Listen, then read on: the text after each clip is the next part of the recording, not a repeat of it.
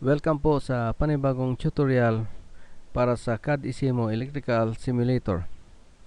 Ang topic natin ngayon ay tungkol sa automatic sliding door controller.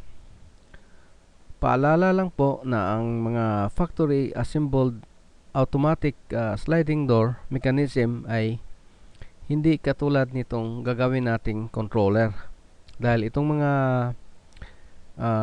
factory assembled na controller ay may kasama ng nakaprogram na controller. Kasama na dito yung mga motor at lahat ng mga accessories.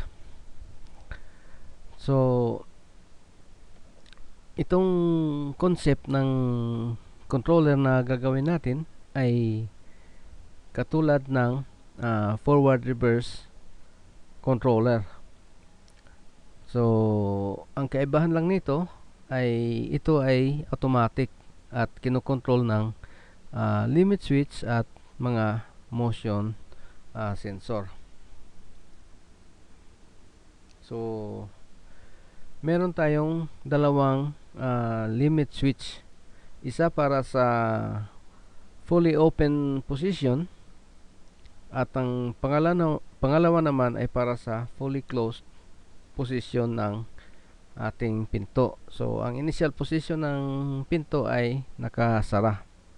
So, meron din tayong dalawang motion sensor para sa papasok at palabas. So,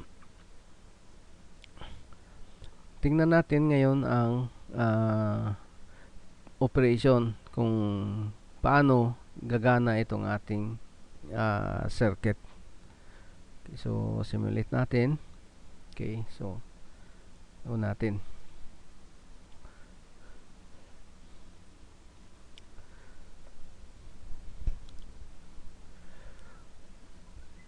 So makikita natin dito na yung ating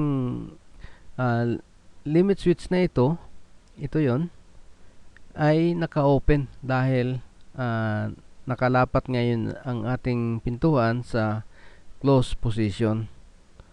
So, kapag na-activate ang motion sensor, so halimbawa merong na-detect na movement dito.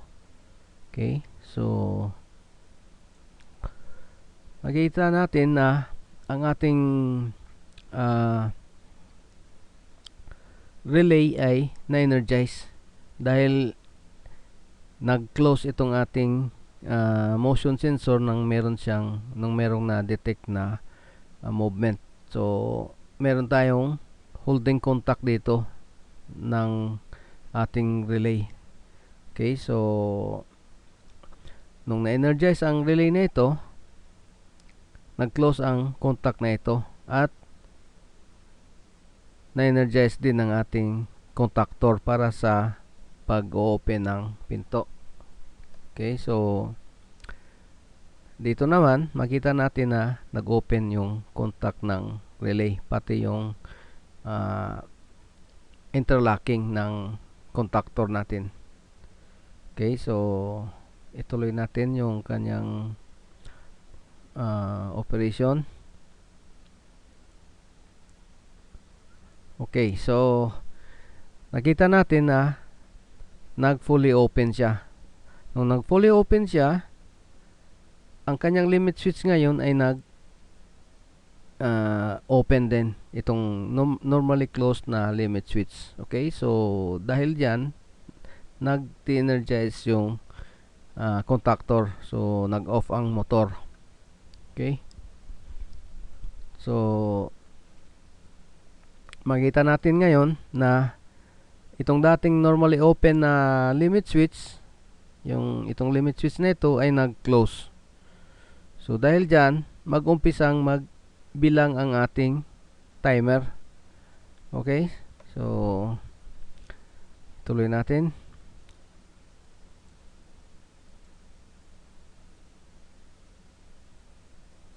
Okay, so nakita natin na nung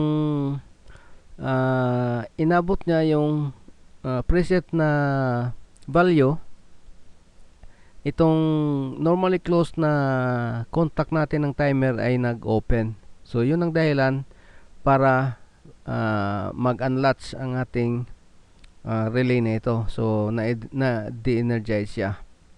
So nung na de-energize yung relay na ito, nag-close ngayon itong ating contact dito.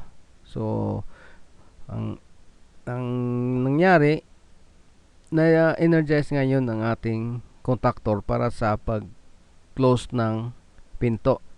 Okay? So, tuloy natin. Okay, so yan. Nung narating niya yung pinaka fully closed position, na-trigger ngayon ang ating limit switch na ito. So, ang ating contactor ay na de-energize. Okay, so ito yung pinaka basic na sequence ng ating automatic sliding door controller. So paano kung habang nagko-close ang pinto, merong na-detect na movement ang ating motion sensor. So tingnan natin. Okay, so habang pabalik siya, nagkaroon tayo ng movement. Okay, so makikita natin na hindi pa man tuloy ang fully close ay nag-open ulit ang ating pinto. So dahil yan dito sa ating relay pa rin, itong relay natin na na-energize nung nagkaroon ng contact yung ating motion sensor. So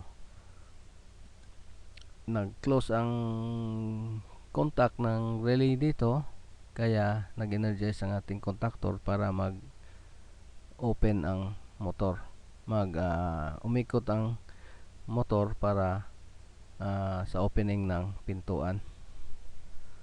Okay, so tuloy natin.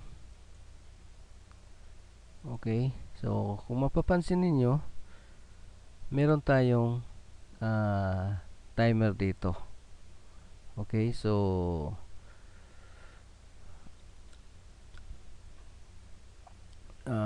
once na fully open ang ating pintuan, magko-close ito. Okay, yan, para mag-umpisang bilang yung ating timer. Okay, so kung sakaling habang nakabukas at merong uling dumaan sa ating pinto, so meron tayong detection dito. So tingnan natin, makikita natin na nare-reset yung ating timer. Okay, so habang ito ay mayroong nadidetect, makita natin na yung contact dito ay magbubukas. So ang ating timer ay nare-reset. Okay, so kapag wala na siyang na-detect, magbibilang siya hanggang sa abutin niya yung kanyang preset na value, at tsaka close uli yung ating pinto. Okay, dahil yan sa pag inabot niya yung kanyang preset na time, magbubukas ito, magre-release yung latch ng ating relay, at i-close niya ngayon ito. Balik siya sa initial na state, itong contact na ito. Okay, so yan lang po ang operation ng ating automatic sliding door control. So abangan nyo po ang iba pa nating tutorial para sa CAD Isimo Electrical Simulator.